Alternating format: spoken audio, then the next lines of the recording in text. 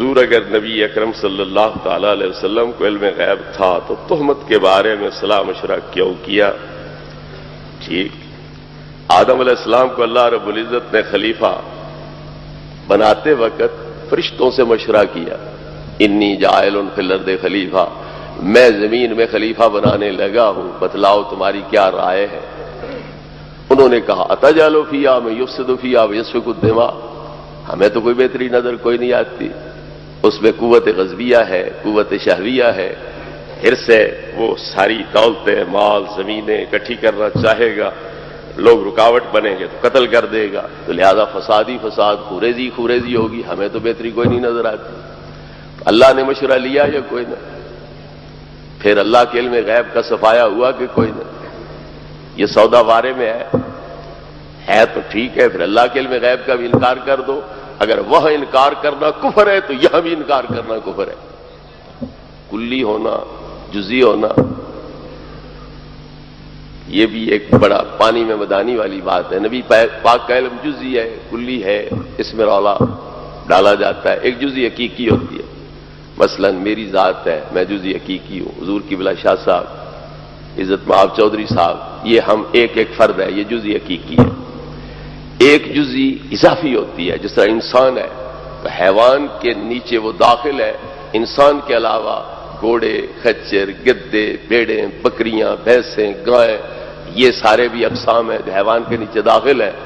تو یہ حیوان کے نیچے داخل ہونے کے لحاظ سے جزئی بھی ہے، آتے خود کلی بھی ہے۔ بتیرے افراد 6 ارب سے زیادہ انسان روئے زمین پہ اب بس رہے ہیں، تو بذات خود کلی بھی ہے، لیکن اوپر والی جو حیوان جنس ہے اس کے لحاظ سے جزئی بھی ہے۔ تو نبی کریم علیہ السلام کا علم اللہ کے لحاظ سے جزئی بھی ہے، کائنات کے لحاظ سے کلی بھی ہے۔ یہ کلی ہے کہ جزئی ہے، یہ جہالت کا مظاہرہ ہے۔ کون الو کہے گا کہ نبی پاک کو صرف ایک چیز کا علم ہے، دو چیزوں کا نہیں ہے؟ تو جزئی حقیقی تو مان سکتا ہی کوئی نہیں، بقائمی ہوش و حواس مانے گا تو جزئی اضافی مانے گا۔ تو جزئی اضافی اور کلی میں منافات کیا ہے؟ انسان جزئی اضافی بھی ہے، کلی بھی ہے۔ حیوان جس میں نامی کے نیچے داخل ہے تو بذات خود کلی بھی ہے، بہت بڑی کلی ہے، لیکن جس میں نامی کے لحاظ سے نشو و نما پانے والے اجسام کے لحاظ سے جزئی بھی ہے۔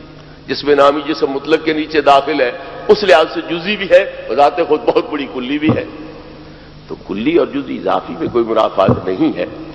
اور یاد رکھو صحابہ کرام علیہ رضوان سے جو مشورہ کیا سرکار نے، تو صحابہ کرام نے کہیں باہر سے دلیلیں دی ہیں یا خود نبی پاک کی ذات سے دلیلیں دی؟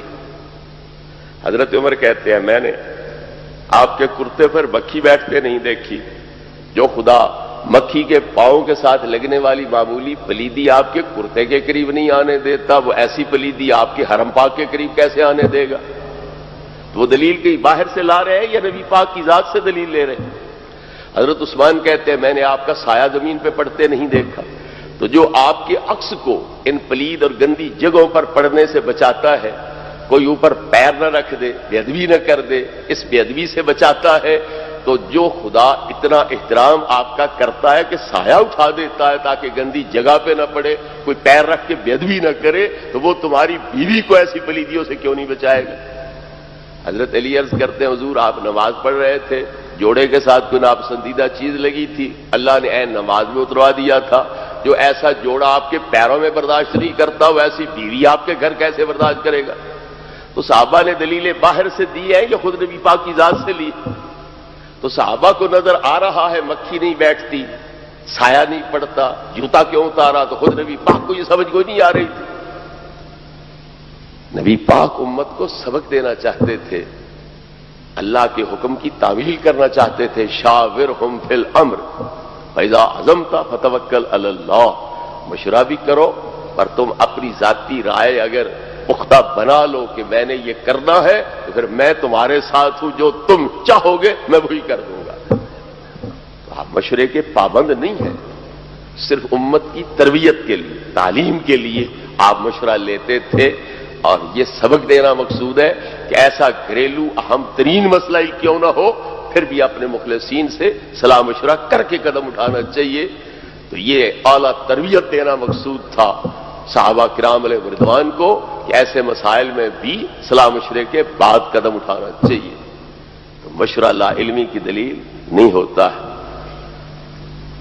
صحابہ کرام کو اللہ نے جنہیں برات بیان کرنے کا موقع نہ ملا چپ رہے، انہیں اللہ نے شرم دلایا. لولا اذ سمعتموہ قلتم ما یکون لنا ان نتکلم بہذا. اوے صحابیو، تم نے یہ بات سنتے کیوں نہیں کہا کہ ہم یہ جھوٹی غلط بات زبان پہ نہیں لا سکتے؟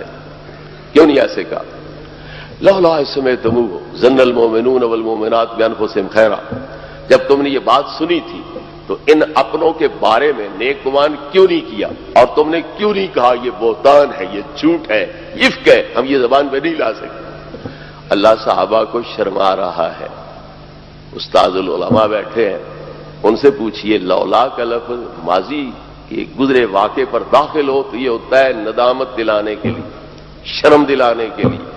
اللہ ان صحابیوں کو شرم دلا رہا ہے جو چپ رہے تھے اور جنہوں نے اس بات کو بہتان نہیں کہا تھا، جھوٹ نہیں کہا تھا، من گھڑت افسانہ نہیں کہا تھا، انہیں اللہ شرم دلا رہا ہے. بات اگر تھی غیب کی، جانتے نبی پاک بھی نہیں تھے، تو پھر صحابہ کو شرمانے کا کیا مطلب ہو سکتا؟ یہ سمجھ آ رہی گزارش میری کہ جب مسئلہ ہو غیب کا اور جانتے نبی پاک بھی نہ ہو، پھر صحابہ اس غیب کے بارے میں فیصلہ دے سکتے تھے؟ پھر انہیں شرمانے کا کیا مطلب؟ تمہیں شرم نہیں آئی؟ تم نے کیوں نہیں برات بیان کی؟ صدیاں پہلے امام راضی علیہ رحمت نے اسی کو دلیل بناتے ہوئے فرمایا کہ صحابہ سے بھی حضرت عائشہ صدیقہ کی برات مخفی نہیں تھی. تو جب صحابہ سے مخفی نہیں تھی تو نبی پاک سے مخفی کیسے رہ سکتی تھی؟ نبی کریم علیہ السلام کو یقیناً علم تھا کہ حضرت عائشہ پاک دامن ہے. اب یہ جو سوال کرتے ہیں، آج حضرت راضی نے 700-800 سال پہلے وہی سوال کر کے جواب دے دیا تھا، مگر سوال یہ پڑھ لیتے ہیں، جواب نہیں پڑھتے. سوال کیا اٹھایا؟ اگر صحابہ کو علم تھا تو نبی پاک کو بطری کی اولا علم ہوگا، لیکن علم تھا تو پریشان کیوں ہوتے تھے؟ تو جب پریشان ہے تو پتہ چلا کہ علم نہیں ہے. تو حضرت راضی فرماتے ہیں کہ اللہ خود کہہ رہا ہے وَلَقَدْ نَعْلَمُ أَنَّكَ يَضِيقُ صَدْرُكَ بِمَا يَقُولُونَ. محبوب ہم جانتے ہیں کہ ان کے بہتانوں سے آپ پریشان ہوتے ہو. وہ کہتے تھے یہ جادوگر ہے، یہ شاعر ہے، یہ مجنون ہے. تو نبی پاک کو کوئی نہیں پتا تھا میں مجنون نہیں ہوں، میں جادوگر نہیں ہوں، میں شاعر نہیں ہوں. لیکن اللہ کہہ رہا ہے کہ ہم جانتے ہیں کہ تم ان کی باتوں سے پریشان ہو جاتے ہو. تو پتا چلا کہ پریشانی لا علمی کی دلیل نہیں ہے. اچھا، نبی پاک کو تو علم غیب نہیں تھا، لہذا پتہ نہیں تھا کہ عائشہ پاک دامن ہے یا نہیں. خود حضرت عائشہ کو علم تھا یا کوئی نہ کہ میں پاک دامن ہوں؟ آپ کو تو یقیناً پتہ ہے نا کہ مجھ میں یہ عیب نہیں ہے. تو پھر آپ کو پریشان نہیں ہونا چاہیے تھا. حالانکہ بخاری شریف کے لفظ ہے کہ لا یرکع لی دمع ولا اقتحل بالنوم وظننت ان البکاء فالق کبدی. نہ میرے آنسو تھمتے تھے، نہ مجھے نیند آتی تھی، اور میں سمجھتی تھی کہ رو رو کے میرا جگر پھٹ جائے. وہ کیوں پریشان؟ ان کو تو پتہ ہے نا کہ میں بے عیب ہوں، میں پاک دامن ہوں. پھر وہ کیوں روتی؟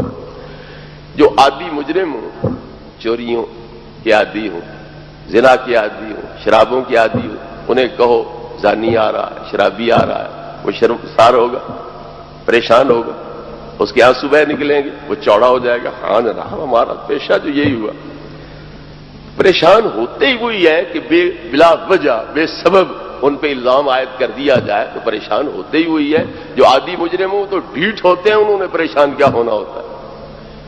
تو پریشانی لا علمی کی دلیل نہیں، ورنہ حضرت عائشہ صدیقہ کی پریشانی کی انتہا ہے کہ فرماتی ہے نہ آنسو تھمتے تھے، نہ نیند آتی تھی، اور میں روتی رہ جاتی تھی، اور میں نے سمجھا کہ رو رو کے میرا جگر پھٹ جائے گا. لہذا نبی کریم علیہ السلام کو علم ہے، اور آپ نے مسجد میں کھڑے ہو کر اعلان کیا ہے واللہ ما علمت علی اہلی الا خیرا. خدا کی قسم میں اپنی بیوی کو پاک دامن سمجھتا ہوں، اور میں نے ان میں کوئی برائی نہیں دیکھی، اور ان میں خیر ہی خیر اور بھلائی بھلائی دیکھی. پھر اگلی بات قابل غور ہے. آپ فرماتے ہیں من یعذرنی فی رجل قد بلغنی اذاہ فی اہلی. جس بندے نے یہ بہتان باندھا ہے، میں اس کے خلاف کارروائی کرنا چاہتا ہوں، تم میں سے کون ہے کہ میرا ساتھ دے گا؟ آیتیں بعد میں اترتی رہی ہیں افق کے بارے میں، برات کے بارے میں، یہ بعد میں نازل ہوئی۔ پہلے نبی کریم علیہ الصلوۃ والتسلیم نے مسجد شریف میں یہ اعلان کیا ہے کہ میں اس بندے کے خلاف کارروائی کرنا چاہتا ہوں جس نے میرے اہل کے بارے میں مجھے تکلیف دی ہے، تم میں سے کون ہے جو میرا ساتھ دیتا ہے؟ اگر یقینی علم نہیں تھا تو پھر اس بندے کے خلاف کارروائی کرنے کا پروگرام آپ کیوں بنا رہے تھے؟ قسم اٹھا کے برات بھی بیان کی اور اس بندے کے خلاف کارروائی کا بھی آپ نے ارادہ ظاہر فرمایا، تو پتا چلا کہ نبی کریم علیہ السلام کو یقینی علم تھا کہ حضرت عائشہ صدیقہ پاک دامن ہے۔ وآخر دعوانا